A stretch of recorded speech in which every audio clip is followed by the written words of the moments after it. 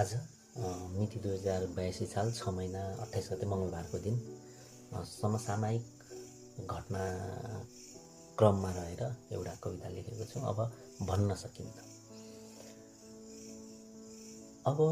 सकिन्न त्यस्तो दिन नआउला भनेर। अब भन्न सकिन्न त्यस्तो दिन नआउला भनेर, जुन दिन हामी सबै नेपालीलाई शुभ बिहानी भनिनेछ। त्यही पुरानो धुन, त्यही रागहरू सुनाइनेछ र जे जति घटनाहरू घटे यी 2-4 दिनमा सबै सपना हुन् भनिनेछ। यदि कसैले होइन, सपना होइन, विपना हो भन्यो भने पनि उसलाई मानसिक बिरामी हो भनिनेछ।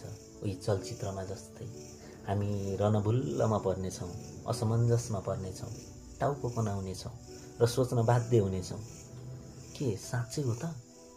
एक पटक त सोच्नेछौँ। उनी बार बार हामीलाई रटाउनेछन्।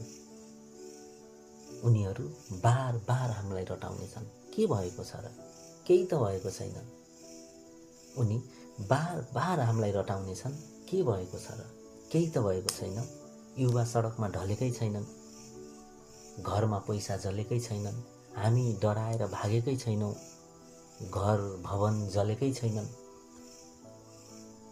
जाग, अब उज्यालो भइसक्यो, सपना धेरै देख्यौ, केही भएकै छैन। उनी बार बार हामीलाई रटाउनेछन्। अब भन्न सकिन्न यो दिन नआउला भनेर। अब भन्न सकिन्न यो दिन नआउला भनेर।